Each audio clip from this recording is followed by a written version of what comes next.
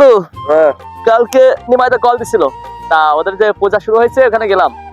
বৌদি দিদিরা যে ডান্স করছে, ঠিক আছে, একদম কোমর দুলায়া, হ্যাঁ, পুরাই পাংখা চিল, মানে এতটা মজা পাইছি, বিনোদন এত মজা পেয়েছি আসলে কি বলবো। প্রতি বছর এরকম অনুষ্ঠান হলে আমাদের ইনভাইট করে আমি যাই, ভাই বন্ধু আছে, চিন্তা করতেছে আছে তোকে নিয়ে যাই, নতুন চমক। বন্ধু আজকে আমিও যাবো, ঠিক আছে, আজকে যাবো শেষ পুজো, আজকে ওরা মূর্তি ডুবাইবে, আর দেই দুদিনে প্রেম টেম করতে পারিনি। বন্ধু কালকে বৌদি দুটো পাঠাইছি, নাম্বার টাম্বার দিয়ে কথা হলো রাতে, বেশ মজা পেয়েছি, ঠিক আছে। আর ডান্স তো দেখোস নাই, আজকে আবার যাচ্ছি, ওরা আসবে, ঠিক আছে। তো মনে কর পুরাই জামাই ফেলাইবে একবারে। তুই যাবি না আমার সাথে? আমি যাবো না। আচ্ছা চল, আচ্ছা যাই তাহলে। তোমরা কোথায় যাচ্ছ ভাইয়া? ভাই ওই যে নিমাই আছে না আমার বন্ধু, ও দাওয়াত করলো, ওদের পূজা নাকি আছে দশমী, ঠিক আছে, ওই দেখতে যাচ্ছিলাম। আচ্ছা তোমরা পূজার মণ্ডপে যাবা? আমার 10 মিনিট সময় দেওয়া যাবে? আচ্ছা ঠিক আছে, আমার একটু সময় দাও, তোমার সাথে কিছু কথা বলবো। ও আচ্ছা, সময় দেবো, আচ্ছা ঠিক আছে, চলেন তাহলে কথা বলি।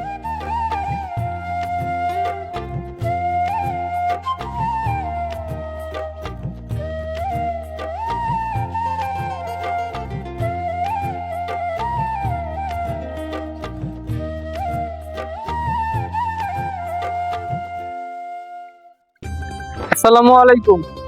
ওয়ালাইকুম আসসালাম। কি অবস্থা ফাহাদ? আমাকে এত তাড়াতাড়ি কল দিলা যে? ইমার্জেন্সি বলে কথা বলবা, কি বলো আমাকে বলো শুনি। পাখা যাইতে আমার সাথে, রাস্তায় কি কথা বলবো? এই কি তোমার আব্বু? এই রহমতুল্লাহ, এদিকে আসো।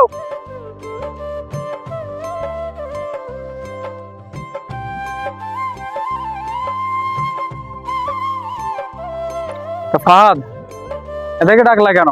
কি হয়েছে আমাকে বলো, আমি শুনি কি ঘটনা। আচ্ছা রাশেদুল সাহেব, একটু দাঁড়ান, ওদের ডাকছি, একটু কারণ আছে। আচ্ছা নাসির, আমি তোমাকে 10,000 টাকা দিতে আছি, আমার সামনে, তোমার আব্বুর সামনে রহমাতুল্লাহকে আব্বা বলে ডাকবা। কি বলেন ফাহাদ ভাই?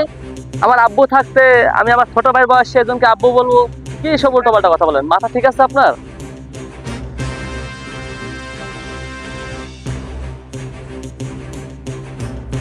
হাজার কেন, 500, 1 লাখ, তো 1,000 টাকা দেন আপনি আমাকে, তাও আমি আমার বাবাকে আর একজনের কাছে ছোট করতে পারবো না, বললে হলো।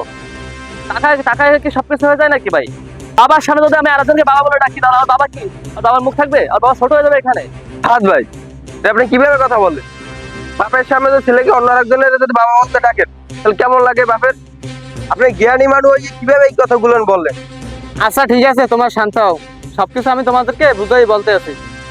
আচ্ছা নাসির, তোমার বাবার সামনে অন্য আরেকজনকে তুমি বাবা রাখতে পারবে না, কারণ তোমার বাবা ছোট হবে বলে। তোমার রব কে? তোমাকে খাওয়ায় কে, পড়ায় কে, এই পৃথিবীতে আলো বাতাস দিয়ে তোমাকে বাঁচাই রাখছে কে? অবশ্যই আল্লাহ সুবহানাহু ওয়া তাআলা, যার অশেষ রহমতে, তিনার নিয়ামত খেয়ে আমি এখনো বেঁচে আছি।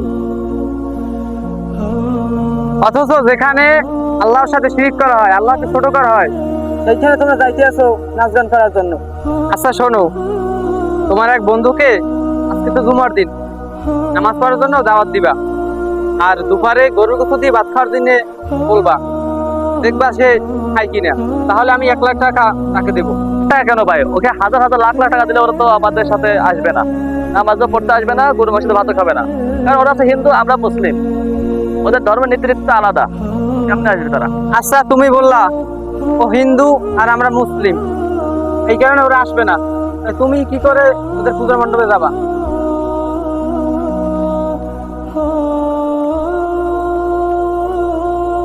শোনো, একটা কথা মনে রাখবা, আল্লাহ তাআলা শিরকে ক্ষমা করে না। আমাদের নবী হযরত মুহাম্মদ সাল্লাল্লাহু আলাইহি সাল্লাম শিরকের জন্য আল্লাহর কাছে কখনো সুপারিশ করবেন না। শোনো, একটা কথা মনে রাখবা, আমরা মুসলিম, ওরা হিন্দু, ওদের ধর্ম ওদের কাছে, আমাদের ধর্ম আমাদের কাছে। আর একটা কথা শোনো, ধর্ম যার যার, উৎসবও তার তার, এখানে তোমার যাওয়ার কোনো প্রয়োজন নাই। আর তারা যখন আমাদের কোনো অনুষ্ঠানে আসে না, আমাদের উচিত তাদের কোনো অনুষ্ঠানে দাওয়াত দিলেও যাওয়া উচিত না। তোকে কি আমি এই কারণে মাদ্রাসা পড়ালেখা শিখাইছি যে ইসলামের বিষয় তুমি জানো, শিখো। একটা কথা মনে রাখো, আমার মুসলমান, আর তুমি কি করতে যাচ্ছ, নাচ গান করতে যাইতেছো, এটা কি আমাদের সামনে আছে? আচ্ছা রাশিদুল সাহেব, গরম হইয়েন না, আমি ওরে যে কথাগুলা বলছি যদি ওর মাথায় ঢুকে তাই আজকে থেকে ও সবসময় নামাজ পড়বে।